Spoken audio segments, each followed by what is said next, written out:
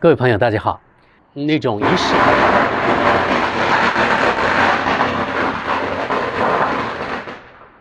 朋友们大家好。刚才大家听见了吧？我后面呢有人放鞭炮，其实呢就是今天扫墓的。现在是4月7号，清明过去2天了。可是我们农村地区呢，这扫墓的仪式感非常强烈，因为呢这里有非常那种深的宗族观念啊。这与农村的可能与农村有很大关系吧，也与这个家族兴不兴盛，你的人口多不多，我认为呢有一定的关系。比如说我们这个姓呢，在我们当地不算特别的小，但是也不算特别大。可是呢，这是几百年下来，我们这个姓的人可能他已经生根发芽，已经发出了很多。比如说，不仅是在我们本地的，还有外县的都有我们这里的人，所以是这样。每年我们这里约定俗成啊，就是每年同一个姓的人可能会约定一个时间，比如说今天，就是做宗族的扫墓，就是说清明节的前后1、2天，可能我们先把我们自己至亲他的墓把它扫好，之后呢才扫所谓的众人墓。今天统一在我们附近的全部这种老的祖坟都去扫一遍。而且这是一种非常民主的观念，就是说各家各户按人头或是按家庭来凑钱，然后呢大家都平等，比如说60就60，没有特殊。然后呢大家凑钱买鞭炮，买什么纸钱，一起去缅怀先人，然后呢把他的墓把它修好理干净。清明的这种活动呢我又讲得多了。今天的话题是冯德莱恩还有马克龙来中国访问这事情。我今天主要是从中国的媒体还有从德国的媒体，从2个视角来看看，来报道一下这次访问啊。法国总统马克龙还有欧盟委员会主席冯德莱恩，他们俩来中国访问。其实呢他们俩是不同时间来的啊，马克龙提前1天，然后冯德莱恩第2天才来。而且马克龙呢他还率领一个比较庞大的商务代表团来中国。所以说这个马克龙和冯德莱恩他们的目的完全不一样。冯德莱恩来访问中国完全是出于政治目的，而且他的目的呢从我们中国人的角度来说很不纯。冯德莱恩是欧盟委员会主席吧，而欧盟呢在很多事情上呢是跟美国在一起的，所以他们号称呢自己是民主国家，而把中国归类为所谓的独裁国家，或者是说集权国家，本来就是2个不同的体制。可以说从西方的角度来说，他是把中国这体制呢当成是一种制度性的对手，或者很多情况下其实呢就是敌人。他这次来中国主要是因为俄乌危机，对不对？然后呢他特别想，一个是呢想把中国拉过来，拉到他们这边来，另外一个呢是想说服中国不要给俄罗斯提供武器。欧盟还有德国已经多次呼吁，甚至呢欧盟委员会主席冯德莱恩警告你，中国不能够给俄罗斯提供武器，它是一种命令式的口气啊，否则怎么样。本来他这次来是有求于中国，对不对？可是呢他是摆出一副高高在上的样子。马克龙相对来说我觉得他更务实一些。当然呢与马克龙他所处的位置有关，一个是呢他是法国总统，对不对？他要为法国的国家利益考虑。另外呢法国从他的国力来说根本与中国不可同日而语，对不对？他法国就是5、6千万人口，然后呢他的 GDP 只有中国的1/几，对不对？综合国力根本就不及中国这个小指头，所以呢他说话肯定的不可能那么强硬。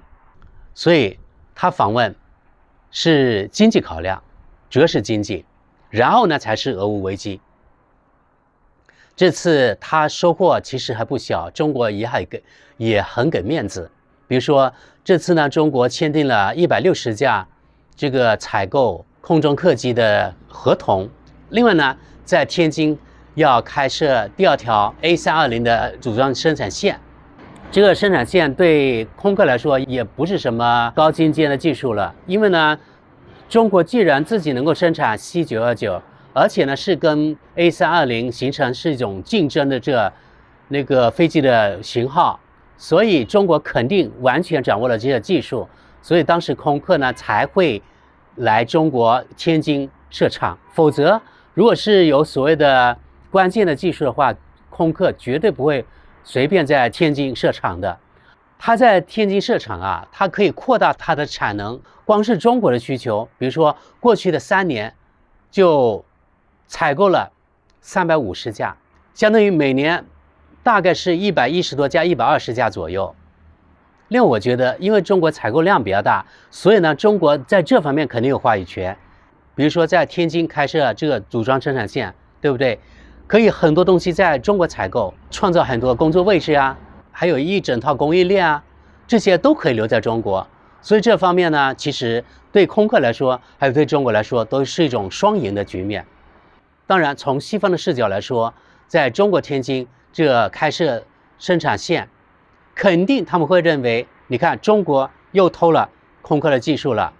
他们看见 C919起来之后，就更加会这么认为，因为局外人会说，你看这空客 A320 还有中国 C919，它的外形太相似了。中国肯定是抄袭 A320 的，你看，它空客有几个轮子 ，C919也有几个轮子，对不对？然后空客呢有这个2个翅膀 ，C919也有2个翅膀。西方人一般是这样说，像当初的汽车一样，他们也是认为中国所有的东西都是抄袭，比如说德国的奔驰、宝马、大众的，因为呢，汽车你看有4个轮子，对不对？你中国生产的汽车也有4个轮子，所以你看西方人啊，老是。刚才前面说了，摆出一副高高在上的样子，老是以为他所有的地方都要比你中国好。所以我们回到这次呢，马克龙还有冯德莱恩访华，本来他们俩真的啊都有求于中国，不仅他们俩，欧盟还有法国都有求于中国，但是呢，他们说话的时候硬是要摆出一副高高在上的样子。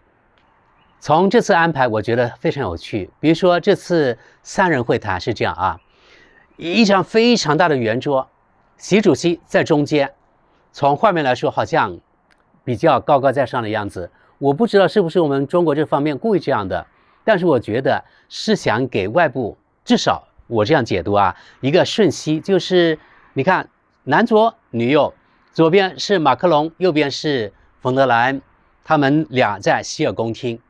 另外呢，从接待来说，也有非常大的区别，因为马克龙他是作为法国总统来做正式国事访问，是受中国邀请的，而这个冯德莱恩，我觉得是加塞进来的。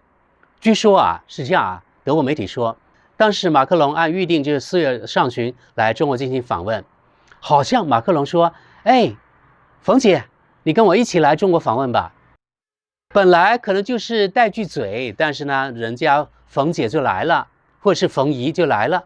这个冯姨啊，肯定没有受到中国的邀请，就是呢，他是陪马克龙过来的。所以呢，马克龙人家是坐着法国国家的专机过来，人家冯姨啊是坐着普通的客机过来的。从接待来看也是有区别的啊。人家马克龙是法国总统，是元首级的待遇。中国铺出了红地毯，马克龙检阅了中国的3军仪仗队，而冯德莱恩什么都没有，对吧？就是通过中国的新总理李强去接待，然后下午就跟习主席做一个3人会面了。在会面的时候呢，他们俩当然是洗耳恭听了。然后呢，很有趣啊，在与习主席进行了3人会晤之后，冯德莱恩专门开了一个记者会。在这个记者会上啊，他开始呢说硬话了啊，一个是批评中国人权问题，说中国严重侵犯人权；另外一个呢，警告中国不能向俄罗斯提供武器，否则这有什么什么什么后果。那我就问你了啊，这冯姨啊，你有种你就当着习主席说呀，不要在过后呢自己开个记者会隔空喊话，有什么效果？根本是相当于对空气说话一样，对不对？习主席才不理你呢，你算老几啊？相对来说，马克龙这个人在这方面就更加务实一些。他说他能理解中国的立场。好了，朋友们，接下来我们来看看中国媒体是如何报道习近平会晤马克龙和冯德莱恩的，以及我们看看德国媒体是怎么报道的。好了，我们可以看到，从不同的视角看同一件事情，非常有趣。Macron war der Erste. Der französische Präsident kam heute Morgen in Peking an und er weiß, diese Reise wird nicht leicht werden. Vor heimischem Publikum in der französischen Botschaft in Peking unterstrich Macron nochmal seine Haltung. China hat einen Friedensplan für die Ukraine vorgeschlagen, was wir sehr begrüßt haben. Stimmen wir dem Plan inhaltlich komplett zu? Nein, aber er ist interessant. Er zeigt die Bereitschaft, zur Lösung des Konflikts beizutragen. Ein interessanter Plan, das hatte bei seiner Mitreisenden, der Kommissionspräsidentin Ursula von der Leyen, vor wenigen Tagen noch ganz anders geklungen. In einer Grundsatzrede listete von der Leyen alles auf, was sich in Brüssel an Frustration über Chinas politischen Kurs angestaut hatte, angefangen bei der Ukraine. Any peace plan. Ein Friedensplan, der praktisch die russischen Annexionen verfestigt, ist einfach kein tragfähiger Plan. Wir müssen an diesem Punkt ganz offen und ehrlich sein. We have to be frank on this point. Genauso deutlich und nüchtern kritisierte die Kommissionschefin auch die massive militärische Aufrüstung Chinas. Französische Fachleute rechnen damit, dass die Flotte der chinesischen Marine bis 2030 doppelt so groß sein könnte wie die amerikanische. By 2049, Präsident Xi will China bis 2049 zu einem Land machen, das, ich zitiere, in Sachen Landesstärke und beim internationalen Einfluss weltweit führend ist. Zitat Ende. Oder, um es einfacher zu sagen, er möchte, dass China zur mächtigsten Nation der Welt wird. Was wir in den letzten Jahren sehen, ist sozusagen die Ankunft Chinas auf der globalen Weltbühne. Das ist der Versuch, auf Augenhöhe mit den USA und anderen wichtigen Akteuren zu agieren, die eigenen Interesseninitiativen noch viel stärker durchzusetzen und durchaus auch Schwächen zu nutzen. Diese Schwächen könnten etwa wirtschaftliche Abhängigkeiten sein, zum Beispiel von seltenen Erden, die für Akkus und Elektrogeräte wichtig sind und die bislang zu fast 100% aus China kommen. Wir wissen noch sehr genau, was mit Japans Einfuhren von seltenen Erden aus China passierte, als die außenpolitischen Spannungen zwischen beiden Ländern akut wurden. China hatte die Lieferungen nämlich zeitweise eingestellt. Von der Leyen will Europa deswegen unabhängiger von China machen. Emmanuel Macron hat dagegen mehr als 50 französische Unternehmer mit nach China genommen. Das wirkt eher wie eine Ausweitung des Handels zwischen Frankreich und China. Militärische Ehren für den französischen Präsidenten. Für Macron ist es eine heikle Mission. Zum einen will er den Ausbau der Wirtschaftsbeziehungen vorantreiben, zum anderen will er den chinesischen Staats- und Parteichef Xi dazu bewegen, sich gegenüber Moskau für ein Ende des russischen Angriffskriegs einzusetzen. Macron macht das in seinem eigenen Stil. Im Allgemeinen erzielen wir bessere Ergebnisse, wenn wir respektvoll sind, als wenn wir Unterricht erteilen. Und in dieser Hinsicht haben wir wahrscheinlich das gleiche Temperament und das gleiche tiefe Bewusstsein, aber wir kennen unsere Differenzen. Mit Macron ist eine große Wirtschaftsdelegation aus Frankreich angereist. Die EU und China sind wichtige Handelspartner. Um gemeinsam Druck auf Peking auszuüben, auch wegen Chinas Schulterschluss mit Russland, sitzt EU-Kommissionspräsidentin von der Leyen heute mit am Tisch. Aber Xi kommt beiden nicht entgegen, wiederholt nur bereits bekannte Positionen. Was die Ukraine-Krise betrifft, so besteht China darauf, den Frieden durch Gespräche und eine politische Lösung zu fördern. China ist bereit, mit Frankreich zusammenzuarbeiten, um die internationale Gemeinschaft aufzufordern, rational und zurückhaltend zu bleiben. Von der Leyen gibt eine eigene Pressekonferenz. Ihre Kritik an China ist deutlich. Sie spricht Menschenrechtsverletzungen an und betont, dass die EU in sensiblen Wirtschaftsbereichen unabhängiger von China werden muss. Ich bin der Meinung, dass wir uns mit Risikominimierung beschäftigen müssen. Das bedeutet, wir konzentrieren uns auf bestimmte Risiken. Natürlich gibt es eine große Mehrheit von Waren, Dienstleistungen oder Handel, die aber davon nicht betroffen ist. Für von der Leyen und Macron ist der Besuch ein schwieriger Balanceakt. Die Pekinger Staats- und Parteiführung hingegen sieht die Treffen sehr positiv. Nach außen kann man zeigen, China ist von großer Bedeutung für die EU. Die Beziehungen sind stabil. 4月6号下午，国家主席习近平在人民大会堂同法国总统马克龙、欧盟委员会主席冯德莱恩举行中法欧三方会晤。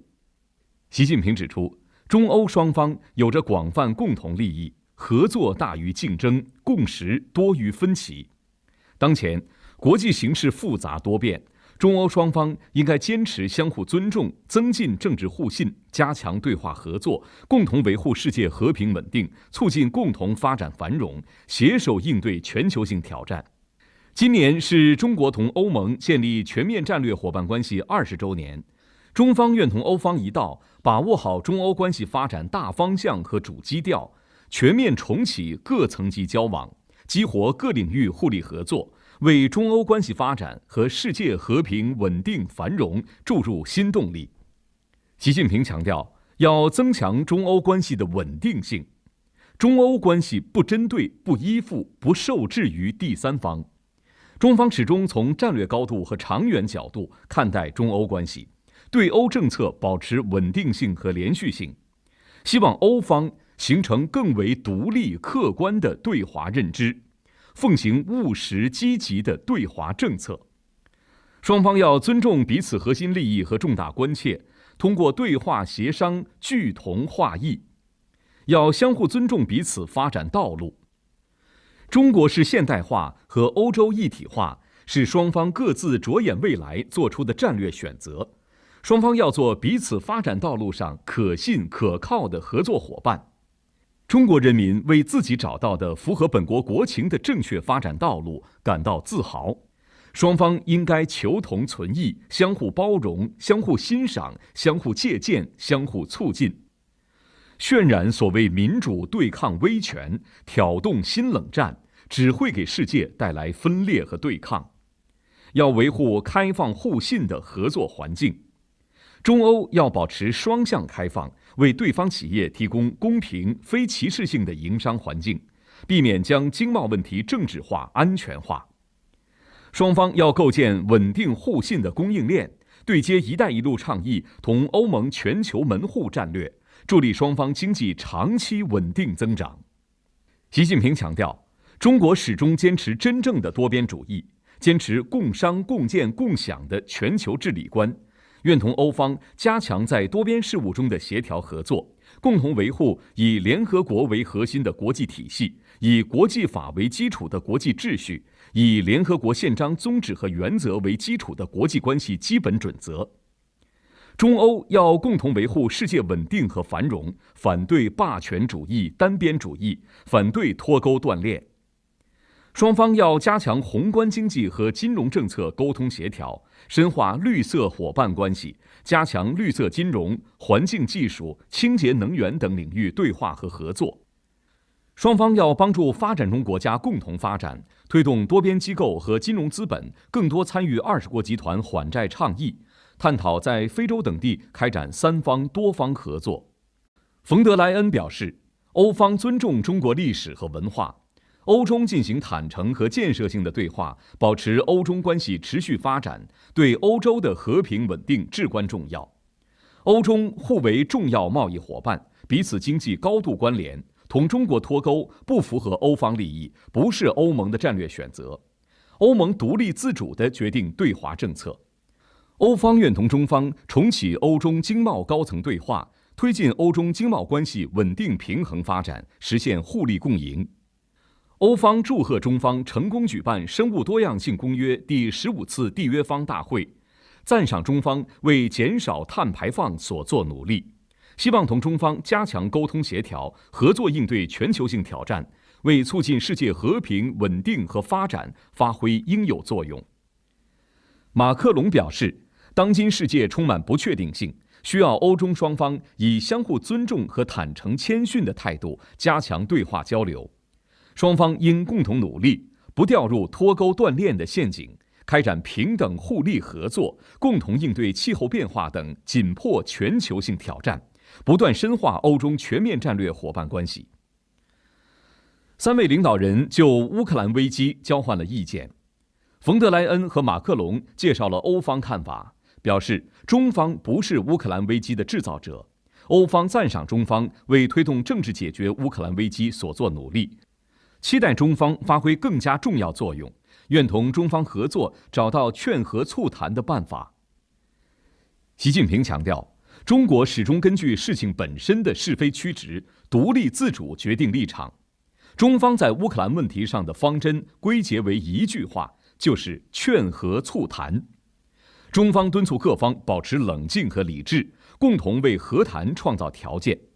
当务之急是推动停火止战，反对火上浇油，让问题复杂化。乌克兰危机不是中欧之间的问题，中方将继续为劝和促谈发挥积极作用，支持欧方从自身根本和长远利益出发，提出政治解决乌克兰危机的思路和方案，推动构建均衡、有效、可持续的欧洲安全框架。王毅、秦刚等参加会晤。好了，那今天我们的话题就到这里，谢谢大家，我们下期见。